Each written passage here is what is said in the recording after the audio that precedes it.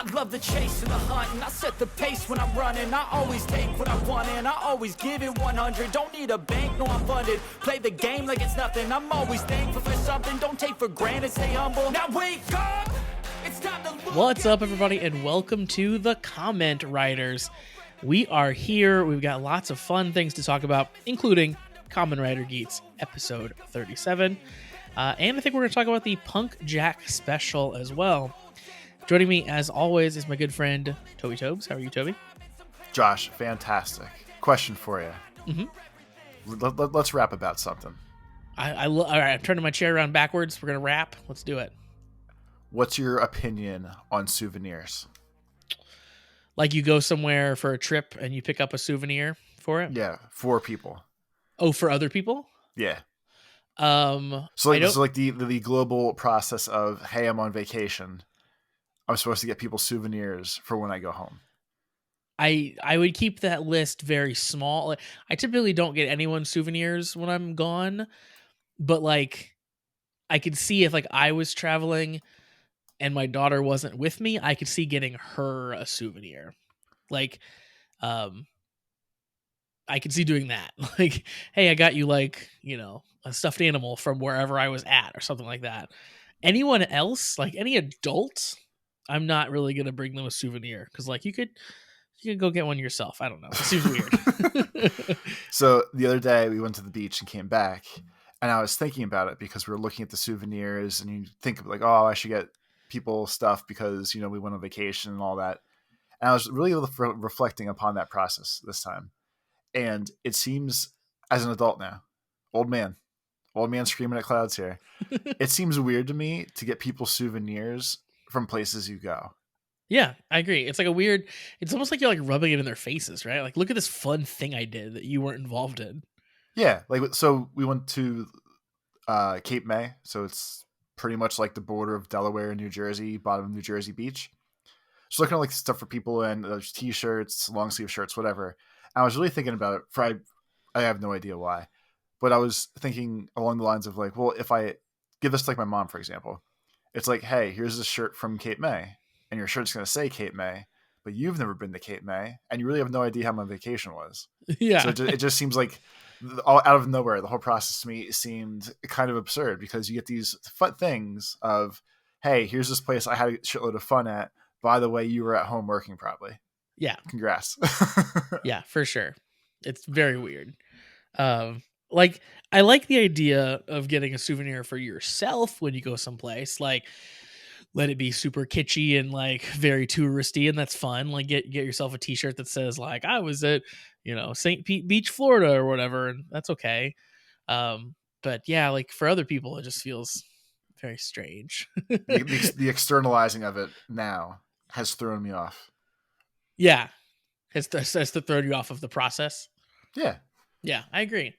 But I think where it does make sense is for a child. Like if you wanted to get you know, a thing for a close child in your life, I think that makes sense.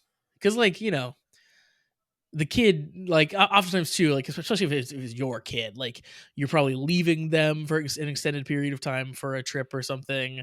Like they're gonna miss you. You get a little present for them coming back. Like that all makes sense. But yeah, I can see that more so than the adult part. But that's literally the only it's the only souveniring that I will be involved in. Gotcha. That seems fair. Unless I guess my other exception. I'm thinking this through now. I like that as you're talking this out, you're like, wait, you know, what about this? And hey, well, you know, maybe what about this? Well, I thought it was like it's not really a souvenir. It's more of like an errand. Like if someone was going someplace and maybe I had been to that place too, and I knew that like, oh, this is the only place you can get something, and I had them bring it back for me. So Spicy Josh's hot sauce, only one town and one town only, and right. Someone's going to visit there. Exactly. If it was something like that. So like, for example, like if someone was going to like the UK, this is going to be a really dumb example, but like if someone was going to like the UK or something, for me, I would want them, or if they were going to like London, I'd be excited for I them to want bring fish and chips. No, I would be excited for them to bring me back some Square Mile Coffee, which is like a coffee shop over there that I would like to try their coffee, and I'm never gonna order it and have it shipped overseas and stuff like that. So it's like that would be a thing where I'd be like, oh, hey, like if you walk by that coffee shop, why don't you buy me some of that coffee and bring it back with you? I guess that's like reasonable, but that's not really a souvenir. That's just sort of like I know you're gonna be close, and it's not really a Yeah, thing that I can it's get. a convenience driven transaction. Yeah. So like I could see something like that, like you said, like hot sauce or like, a specific coffee or like even like I don't know, it's probably like regional sodas or alcohols or something that would probably come up too. Um, oh, well, there's a bunch of stuff in like cheese related in Wisconsin, right? You could get some good cheeses. I don't know. There's cheeses everywhere though. That's true. That's true. The cheese one, it does fall apart a little bit.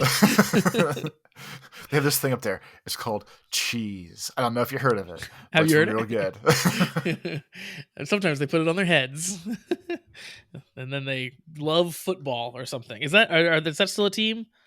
The Green Bay Packers? No, Wisconsin. The Green Bay Packers?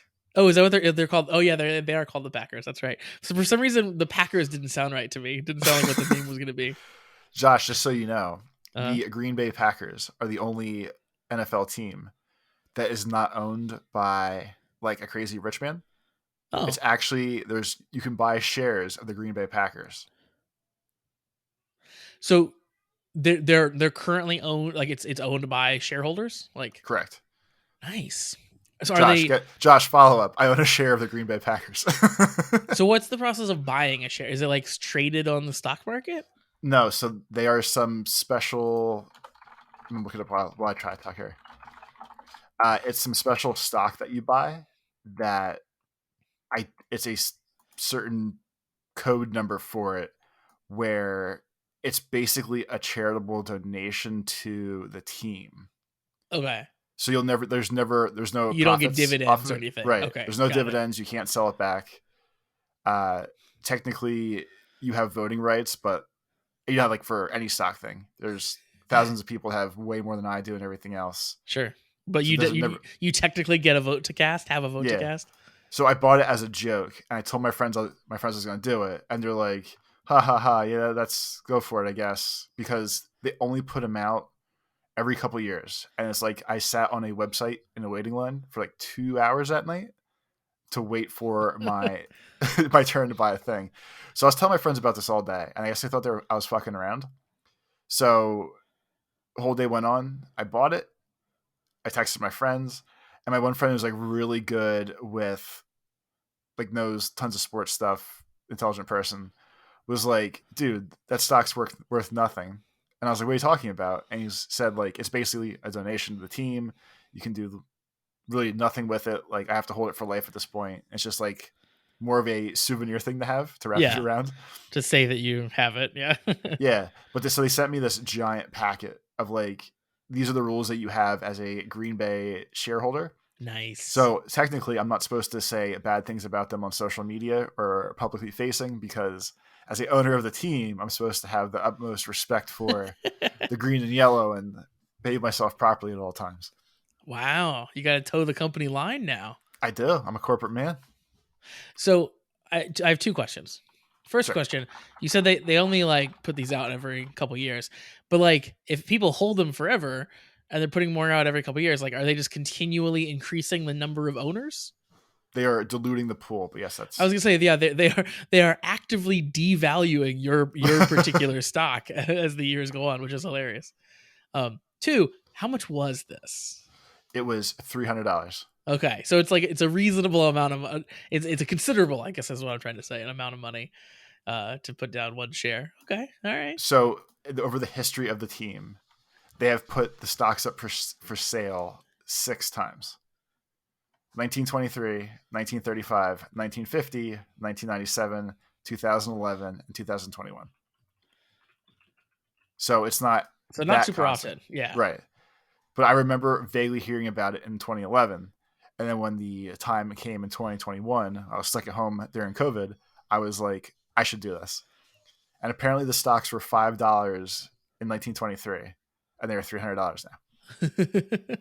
So there are currently 537,460 stockholders. You are one of 537. Yeah. It's Green Bay Packers Incorporated is what you are buying stock in, apparently. Proceeds of the sale were announced to be spent towards new video boards and concourse upgrades, among other projects. Nice. So anytime they need something new, they're like, yeah, let's rope in some more suckers. Yeah, it's like when my college hits me up for, hey, you're an alumni, remember? Exactly. You want to give us some money? We need some stuff. And I never do. You want to hear the history of prices of the stock? So it was $5 originally. In 1935, it went up to $25 per share. So that was pretty expensive in 35. 1950, I think, was also $25. 1997 was $200. 2011 was they made it hard to find here in this block of text. It doesn't actually say that I'm seeing. And then, yeah, 300. It does tell what they did with the money in each of them. Oh, 250 in 2011. 250 in 2011. So, yeah, they've increased it each time. But 1935, $25 is worth $550 now. Yeah, that was expensive. So, in theory, I got a deal. The 1935 one is actually funny. It was conducted to raise $15,000 after the corporation had gone into receivership following a lost lawsuit brought by an injured fan at a 1931 game.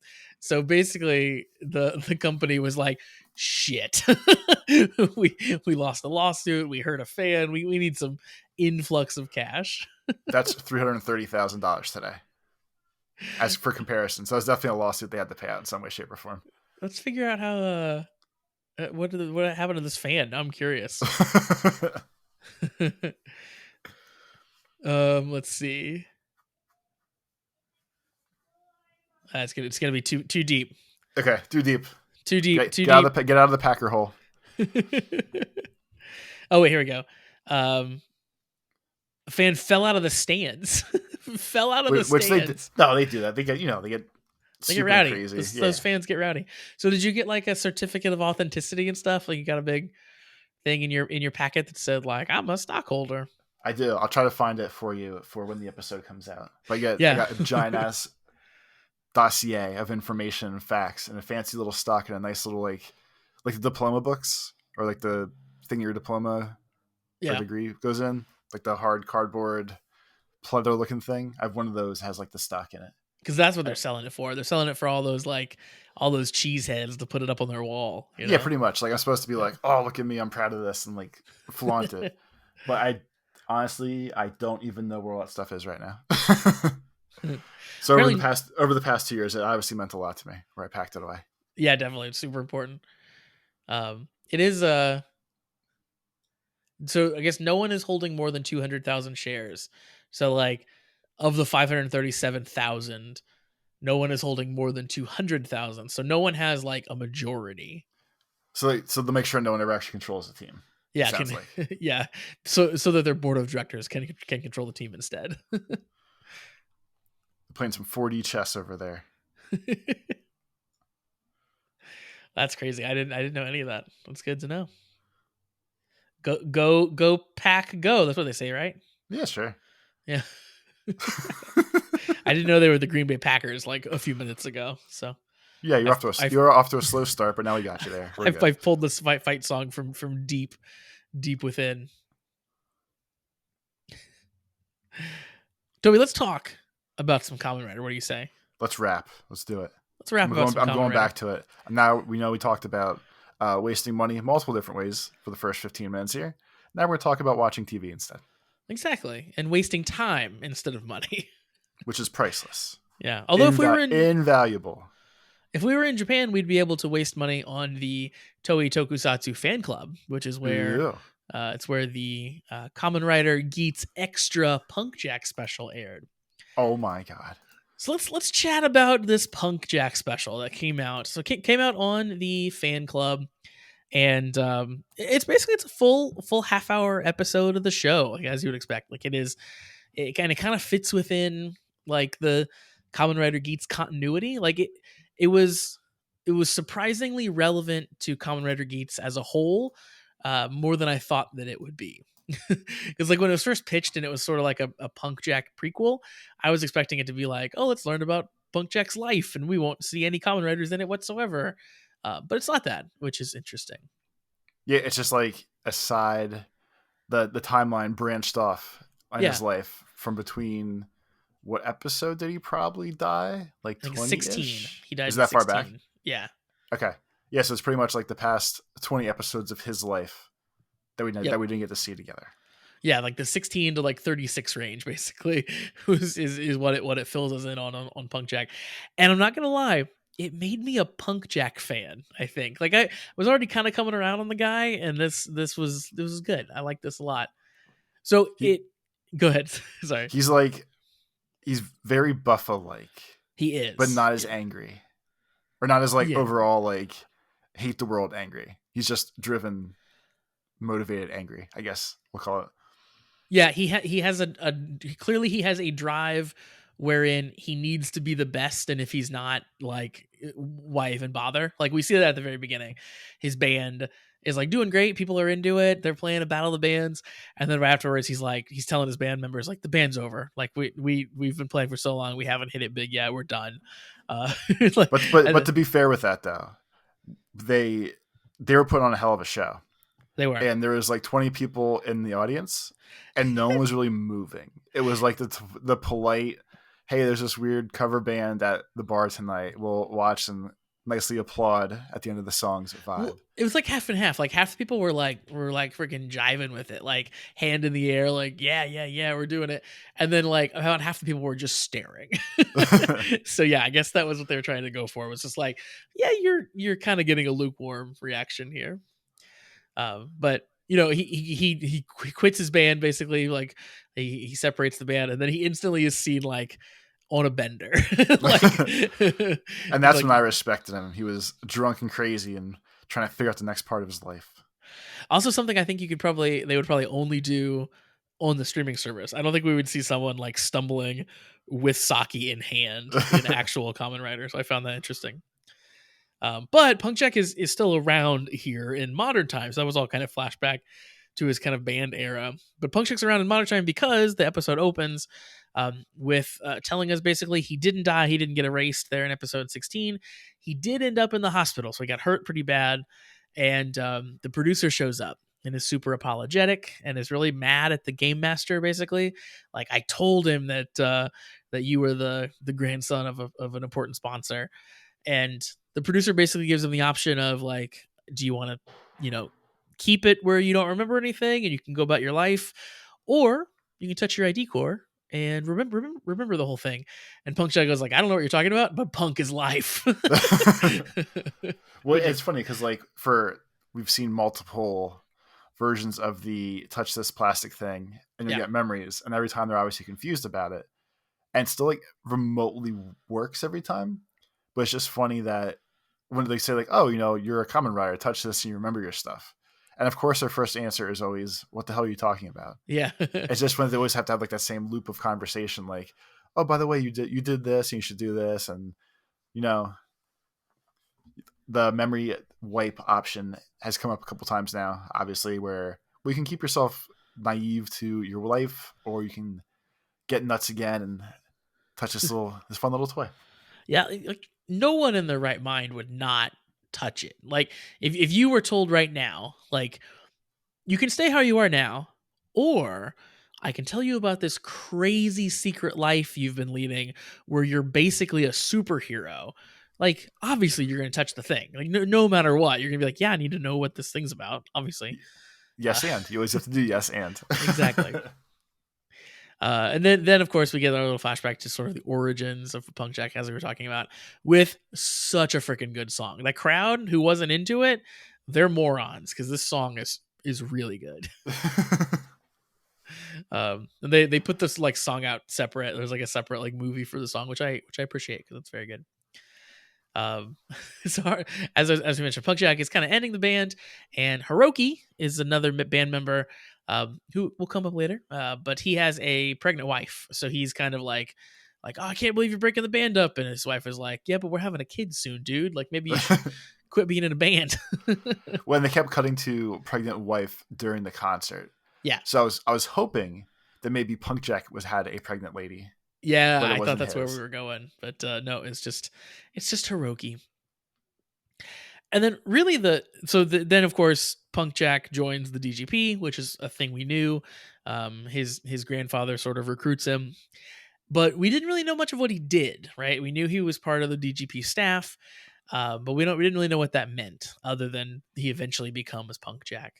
But this whole episode is basically a behind the scenes of the Desire Grand Prix, which I found really fascinating. Like, I loved all the lore building that they did and the world building they did of like they show you the brain wiping and the memory crushing, and they have a fancy almost like a factory where they pump out the buckles with the cores, and yep, they it's build so little cool. boxes for the drops. Yeah, like all that actual like super behind the scenes stuff, like his manual tedious day-to-day job was actually highly entertaining, but it's only because we're not doing it. Yeah, like that's kind of the fun juxtaposition is like, this is like this crazy fancy reality show game that we know it is now, but like there's just regular people doing like regular ass menial jobs behind the scenes to keep it all running. Like some of it is literally just like inspecting equipment and fixing things that are broken and putting things in boxes and stuff like that. There's a video game for the computer called, it's like Visceral Cleaning Service or something like that. Yeah. And the whole vibe, it's like Power Wash Simulator, any of those other kind of games. But basically, you go through the equivalent of Doom or Quake maps, and you just have to. Your job is to clean up all the blood and guts off the floor. Oh, that's genius! That's really funny. So yeah, it's almost that vibe of like, yeah, like the heroes go and do the cool things, you just let shit go. And, think about the fact that like the one scene was when Buffa's friend gets killed. Yep. Punk Jack was there with the cleanup crew, where they were basically mopping the blood off the concrete to make sure that no one ever knew they were there. It's just this really like random side stuff like that. Yeah, like they bring in the whole like hazmat cleanup crew, wipe the blood down. They even like kidnap Buffa, clearly to like, have him erase his memories, or maybe that's the point where he like joined the DGP or something. But like they're even tying up loose ends of people. Like, okay, you've seen too much. We need to handle this. You're gonna play the game now. Yeah, I thought that was cool. The other thing that was my big takeaway for sort of this like behind the scenes duties that people do was the memory erasing is painful. Like when they put the helmet on people to like reset their memories and stuff, it's like the rider is just screaming bloody murder, which puts a real dark edge to it. I feel like, and only because we're watching it now, it was very non-invasive version of when they turn people into kaijins in Black Sun. It was the same like medical vibe to me of like, we're adjusting your whole life now, by the way. I hope you're ready. Yep. Doesn't really matter. I'm going to do it anyway. Here we go. And then, of course, the other piece that the DGP staff do is, we see here, is like kind of tracking down, finding escaped players. So one of these comes up and they invite Punk Jack along because he's good at fighting, is what we see basically. So he won the little tournament that they did, the little karate off. Exactly, and he was the best boy. So he gets to be the new sort of enforcer. And basically, yeah, these kind of unnamed Kamen Rider guys that are the DGP staff show up because a Kamen Rider is attempting to escape. Which again, it gets a little dark. Like he wants to not play anymore, so he tries to run away, and then we track him down. We hunt him like a dog. But it turns out this player is Hiroki, which is the bandmate of Punk Jack. So of course, Punk Jack first is like, "Oh my god, what are you doing?" And Hiroki wished for their band to be successful. So Punk Jack is kind of moved by that. But they essentially like throw Hiroki to the Giamato is what happens. So Punk Jack, of course, saves his friend from being murdered by the Giamato and then gets in trouble because he interfered with the game. So the best part of all of that stuff was the DGP cleanup crew riders. I think have the best outfits and buckles out of all of them. It's just pure black. They just have plain blacked out cores that look like nothing. And their helmets are like almost fancy OG Kamen Rider guy. It's just like smooth black helmets that look very like Star Wars Stormtrooper almost. Yeah, very very Stormtrooper. Yeah, if the Stormtrooper was pure black, yeah, it is that vibe of just like faceless soldier, which is very cool. But yeah, they aren't happy with him. The friend ends up like getting retired because he says like, I don't want to do this anymore. I'm forfeiting. So then he fades away, and then like Punkjack goes to talk to him again and say like, hey, like I didn't know you were that into the band. We can get back together. Maybe we'll hit it big again this time.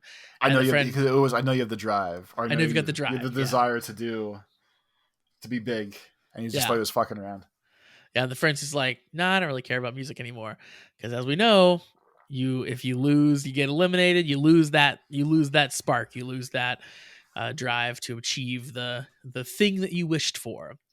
So that makes Punkjack sad. He has a whole thing with Sumi where he's like, you gotta let him love music again. You gotta.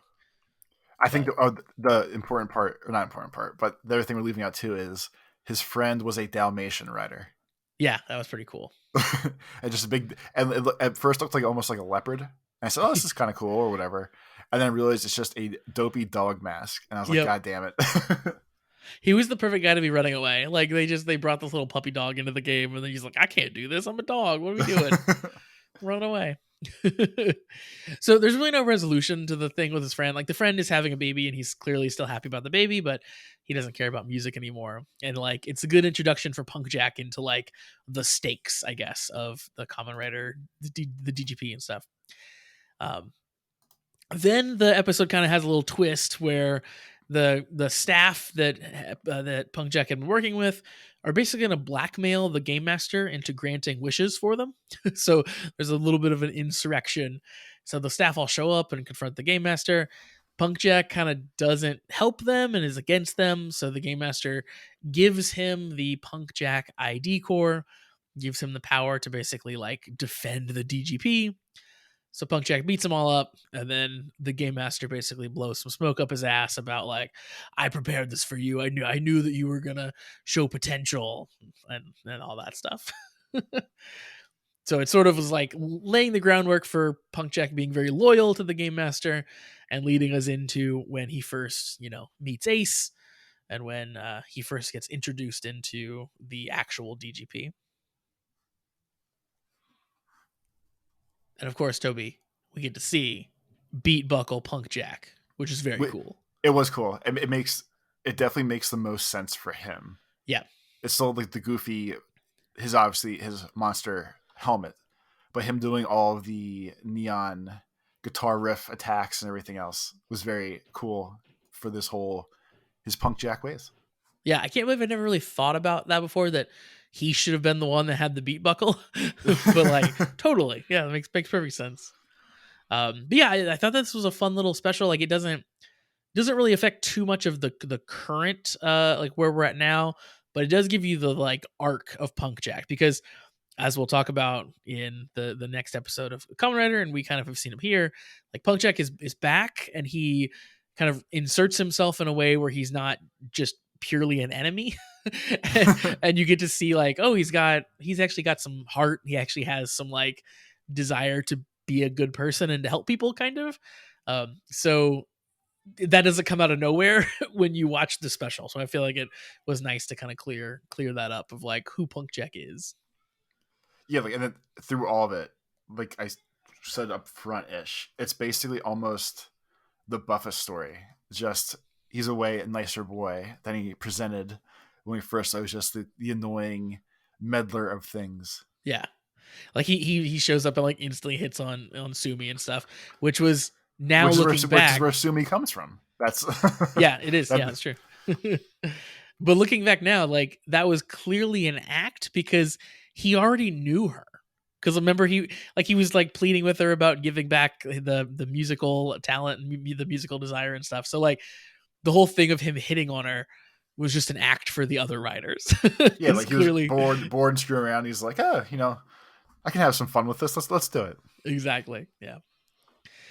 So yeah, that is the Punkjack special. I'm I liked it a whole lot. Liked it more than I thought I would. So I'm pretty excited now about the ninja one that we'll get coming up with Shinobi and with Keiwa.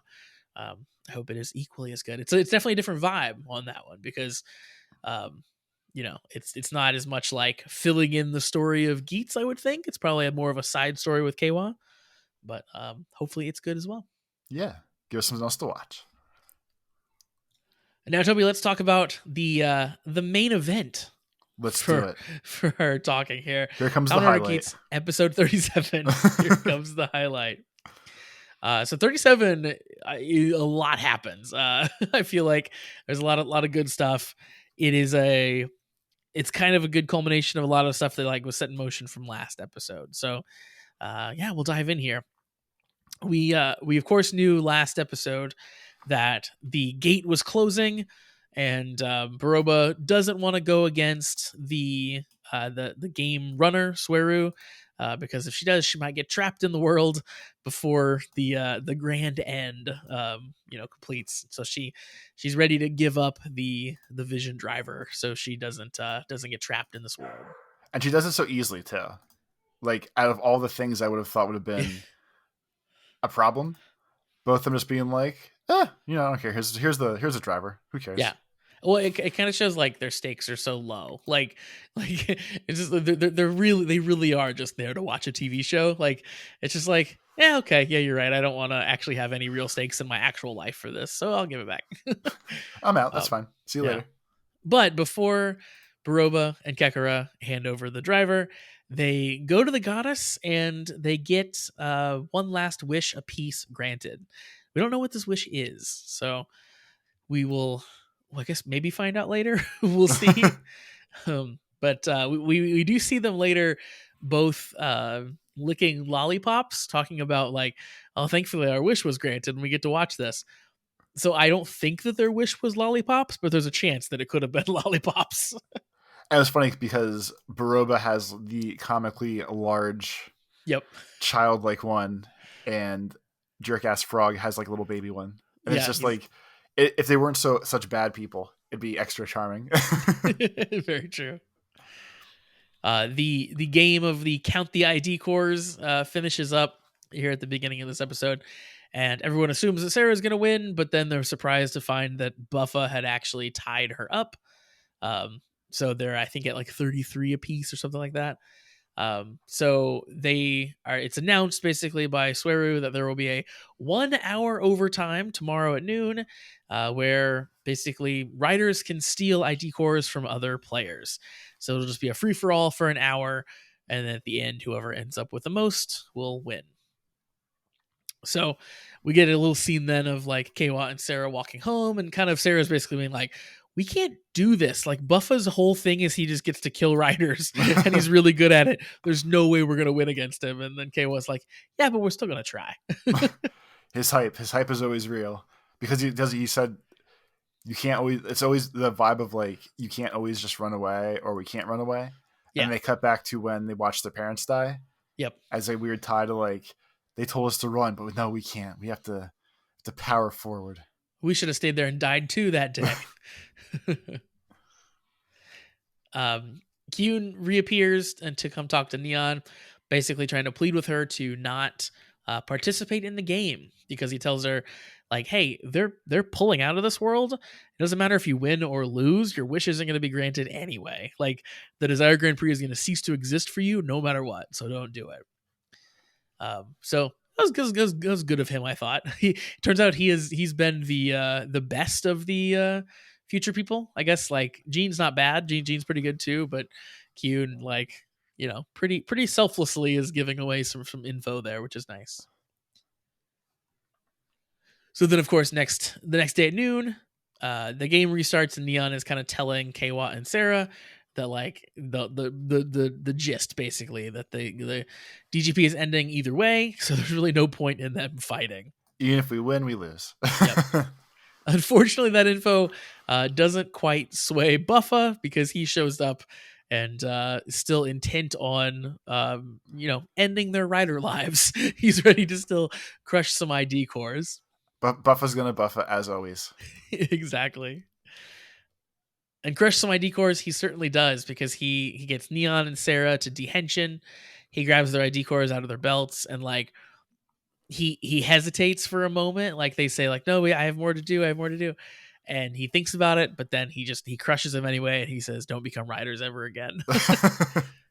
So they are officially ID core crushed out of the game, which that was shocking to me. I didn't expect them to have their cores crushed this early, because like I don't think they're going to be able to henshin and come back now until the end of this game or whatever. So um, I'm sure there'll be lots of twists and turns along the way, but that was certainly like, oh, he did it. Oh, okay, I didn't see that one coming. Well, yeah, like when Sarah was pleading with him about them still trying to finish their shit when he stopped, it was like, okay, people can still reason with Buffa, we're good, but only Geats can reason with Buffa in a way that makes him not do things. Yeah, exactly. Yeah, the fact that he hesitated was like more than he'd ever shown them, like anyone but Ace. But no, he still did his Buffa thing for sure. And of course, we haven't seen Ace in this fight yet. We don't know where he is, but we find out pretty soon here, because Gene is delivering the desire drivers to the producer. That was his whole deal. Was basically, yes, I'll go negotiate with Baroba. But when he's about to hand him over, Gene grabs one. So the producer picks up one driver, and Gene grabs the other Vision driver and hands it over to Ace, who is suddenly in the audience room. As always. Yep. So Gene coming through in the end as a true Fox supporter, as he points out, and he throws up the Fox symbol. He pulled a Geatsing. He had a plan 3 or 4 levels ahead. He even makes the joke like, well, Fox is going to be crafty like they've been doing the whole time. Yep. He was right on brand. So I'm so proud of him. Our little boy's grown up into a big Fox. The Ace, of course, is wanting to save his mom. That's his whole thing. So Ace transports himself to the goddess room. The producer follows, and there they find the game master Sweru. Sweru is just a big jerk, basically, is what happens here. So he says that the grand end is going to happen. Basically, it doesn't matter what you do, the grand end's gonna happen. And Ace is, of course, saying, like, I'm just here to save my mom. So what ends up happening is Sweru writes a wish that says, I wish for a world where Ace doesn't exist. So he tries to wish Ace out of existence. He holds it up to the goddess, but the goddess doesn't grant the wish. In fact, she like cracks a little bit. Like she like refuses to do it, and like kind of her exterior cracks. She kind of does a big yell too and stuff. So Ace is like, "Mom," and the game master Sweru basically says like, I guess she's all used up. Like a goddess's power weakens over time, so I guess she's hit her limit, and she'll be disposed of like the garbage that she is as a part of the grand end. So like, holy crap! I think it's funny, like in the past couple episodes, the whole show has basically become like the Geats' mom saga. It's really like all that's happening anymore. Yeah. Well, yeah, because like the game doesn't matter, right? Like, even Ace was saying that to Buffa like last episode. Like, why are you bothering to take out riders? Like, it doesn't matter. Our enemies are the future people. Like, the only the ones thing fucking that around with us are the ones being dicks. Yeah, leave my mom alone. It's not her fault. which is great. Like, I like that we're distilling it down to this. Like, none of this matters. We are getting fucked with. We have to solve it. This has sort of been Ace's whole thing. Of course, with like the singular focus on his mom. But Sweru, just completely cold-blooded, tries to, first of all, wish Ace out of existence entirely. And then when that doesn't work, just like, yeah, screw it. I'm going to kill this lady anyway. Doesn't matter. Well, yeah, like, I mean, if nothing else, obviously they put she's granted enough wishes. She's weak. The world's ending. But like, at least part of me was like, okay, Geats' mom is just not going to kill her kid.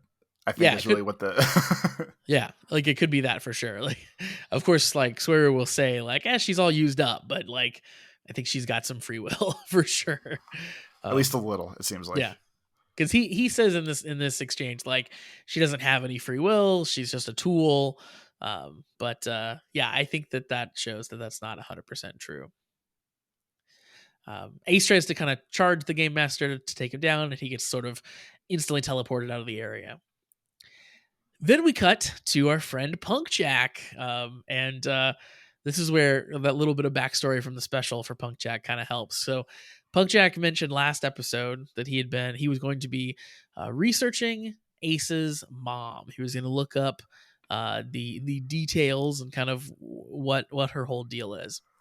So he and Sumi are in the DGP archives, which I also and thought was cool. They have a whole freaking, I guess it makes sense, but it's yeah, basically a whole almost real/digital library of these are the rules and the actual like full blown history of anything that's ever happened in any of the DGPs. yeah, it was a cool little lore thing, right? Like oh yeah, you would have to like keep track of all these records. Like if you've run this game this many times, going back thousands of years, like yeah, you would have a giant records room, and you would, because it's been going so long, you would have this weird mix of like books and digital records. And yeah, it was very cool how it all looked. But Punkjack sort of digs through, finds out that um, the it kind of finds out the nature of her whole deal was that she she prayed for 3 days and 3 nights for a miracle, because a person from the future like her wasn't allowed to it wasn't possible to have a child with someone from the past, and that was what she was praying for that to happen. So it also, he finds out, was the start of a new rule for the DGP, that a player and a navigator couldn't have a romantic relationship.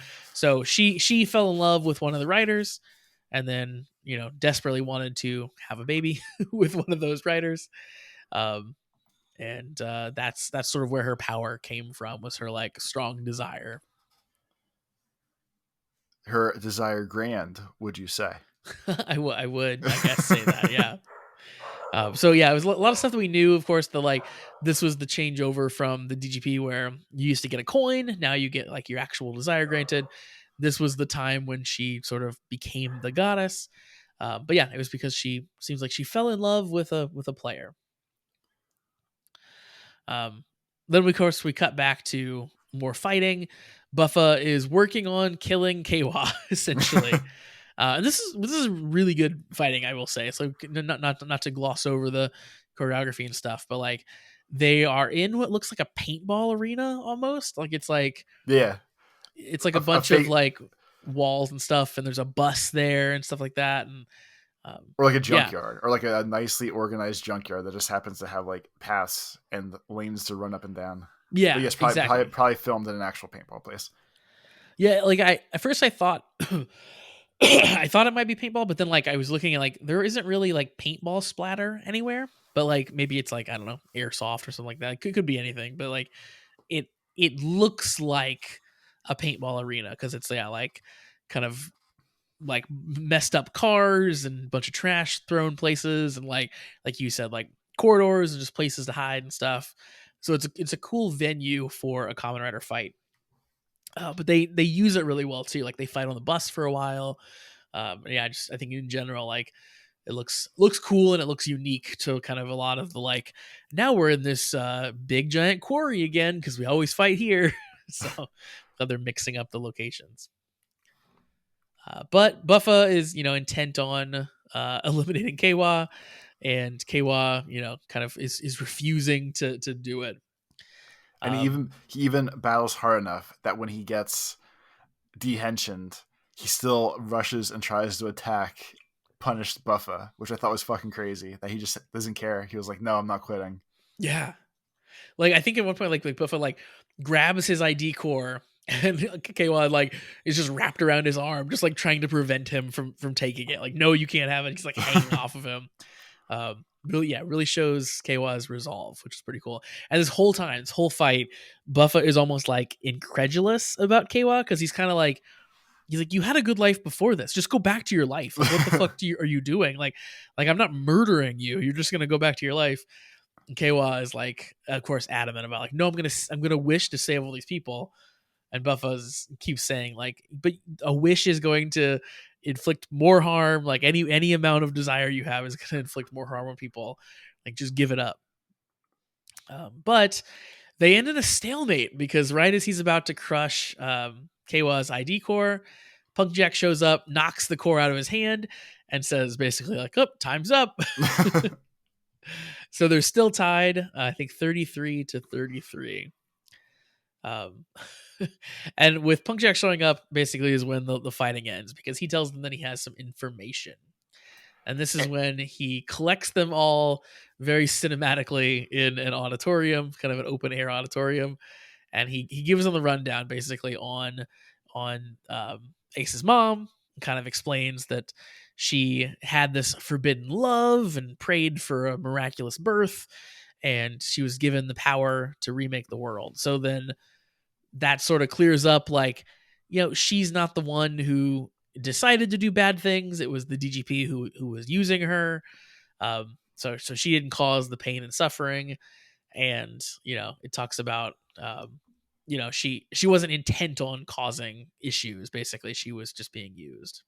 Yeah, basically gets, or it assists on getting Keiwa off of Ace's ass about, your mom sucks, I hate your mom, we're going to kill her, I don't care.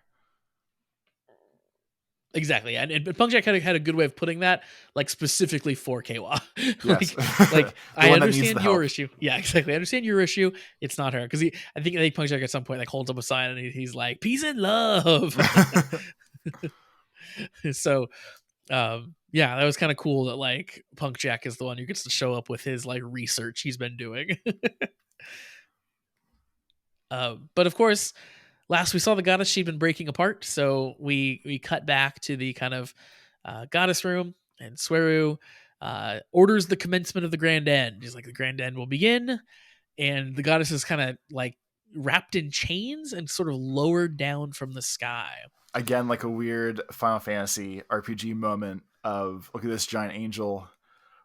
So much wrapped in chains, dramatic theatrics, all that good stuff. I also love that, like, most of the time their platform in the sky feels like it's almost in a different dimension, but when they need it to be, it's literally just in the air. Like, yeah, it's like 100 feet above. Like I could like just easily look up in the air and just see like a giant thing floating above my head outside the house. We're just gonna lower her down. So Ace shows up again to confront Sweru because, hey, you're trying to leave and trying to kill my mom. And the producer is there, and like kind of like the producer seems like he maybe doesn't want to take sides, but Sweru orders him to basically do away with Ace. So the producer and Ace fight. The producer tries to tell him like, you shouldn't have come here, like, and of course Ace is having none of that. And again, this is an awesome fight. Like anytime I feel like the producer fights where he has the little like balls that come off of him and like shoots lasers everywhere, like all the magic and they get to do all the cool extra special effects and yeah, it feels like they really go above and beyond anytime they're doing that with a fight. So super crazy cool, like wireframe and acrobatics and all kinds of nut stuff happening here. And basically, to kind of wrap it up, in the midst of the fight, basically as things are about to end, it seems like Ace is going to get beaten. I think he even like gets like dehensioned.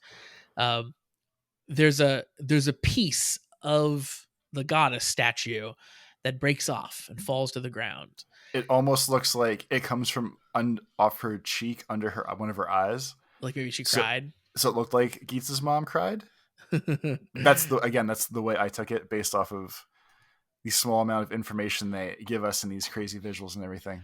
Yeah, I think that probably was 100% intentional. Because looking back real quick, her actual eye cracks.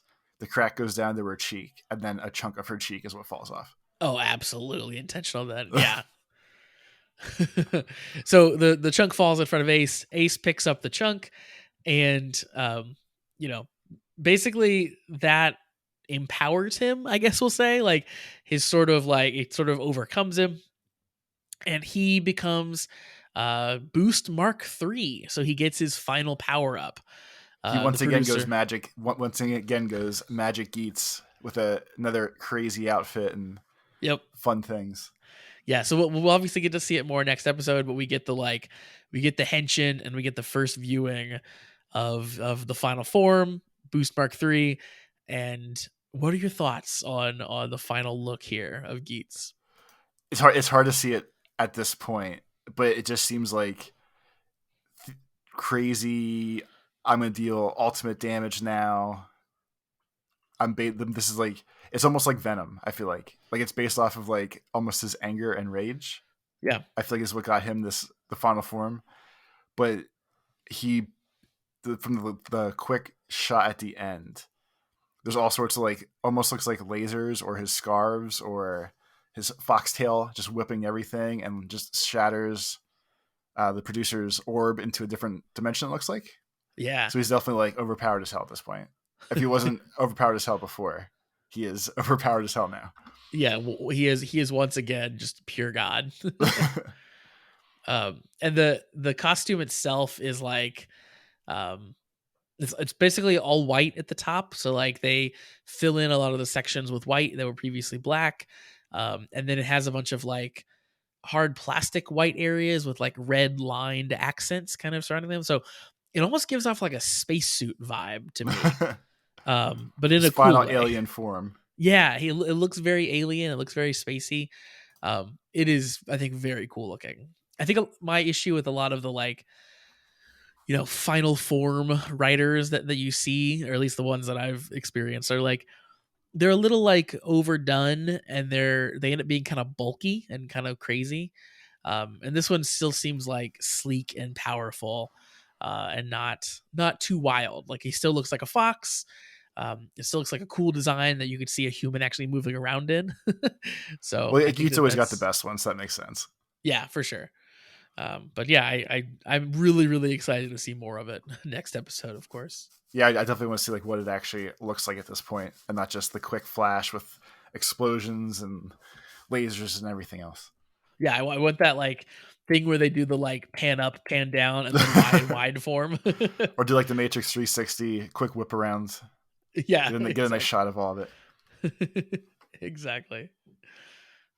I was trying to find a picture of Kamen Rider Zio's final form here, so I can just show you what I'm talking about when I say like bulky. 'Cause there's some crazy stuff. Let's see.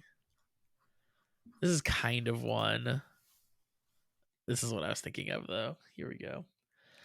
So there's a form of Zio where he has just like miniature Kamen Riders just hanging off of him on all sides, because sounds he, weird. it's an anniversary season, so it's like he represents all of the writers that came before him, but it's just god awful looking. So yeah, there's things like that are just like crazy. Let's see. Because like his final form is kind of cool looking, where he's got like a watch band as a sash, but like there is one of the final forms that it's just crazy.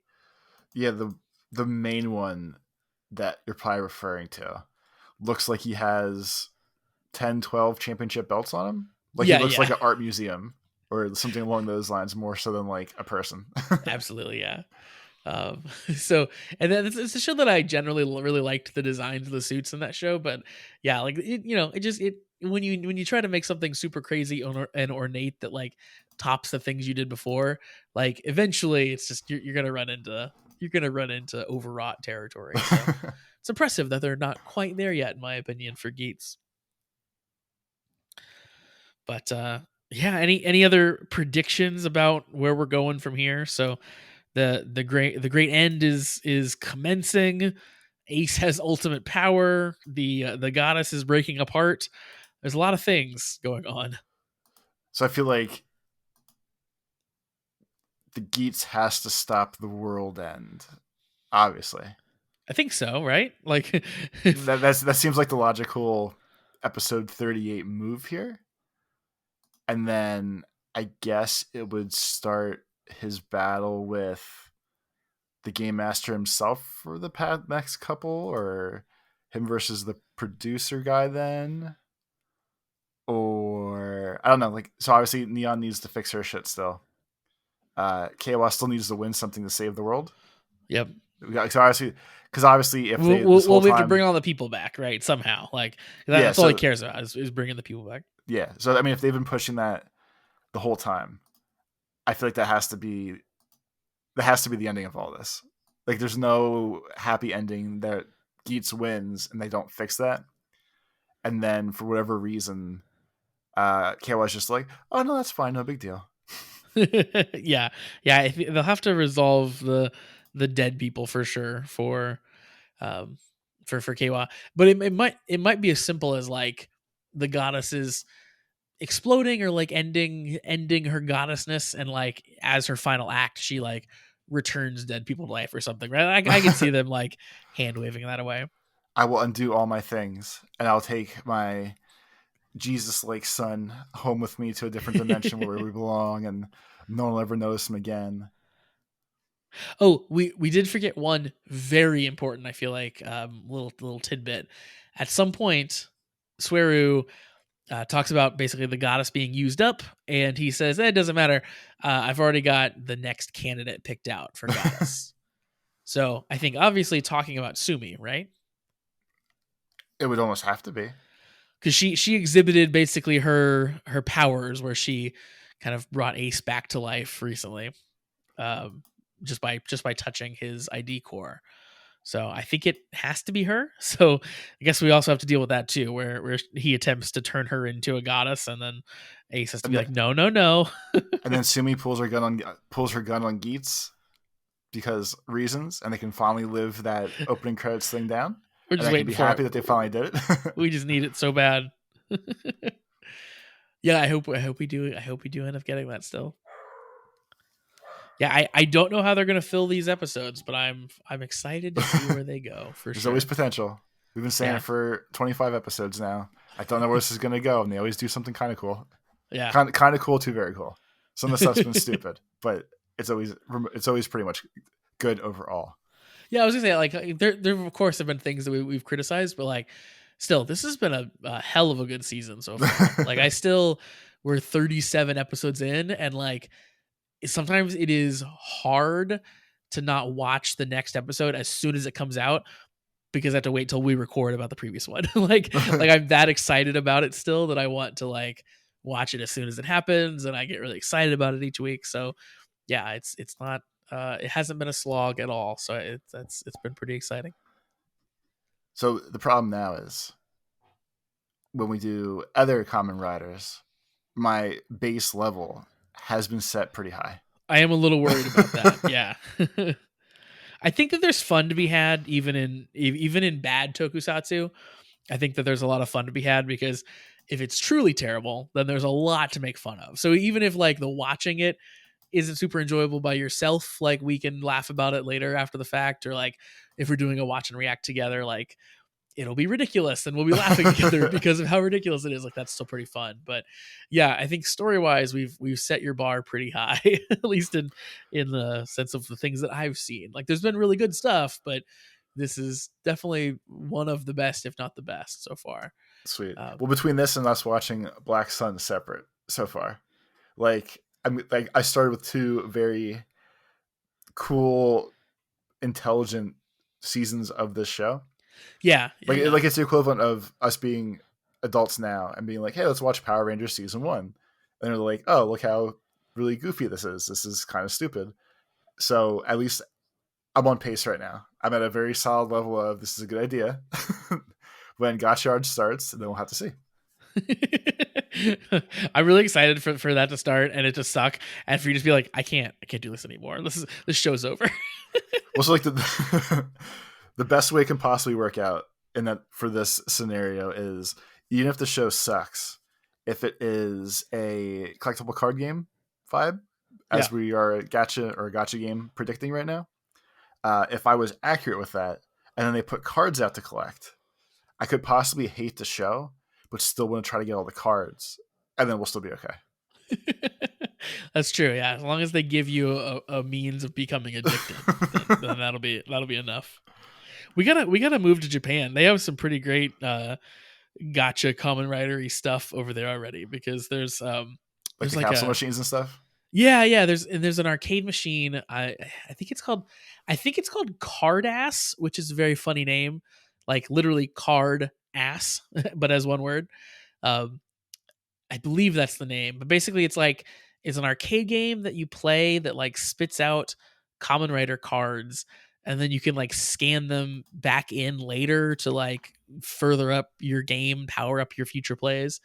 It's I tied actually, to it's Bandai Namco thing specifically.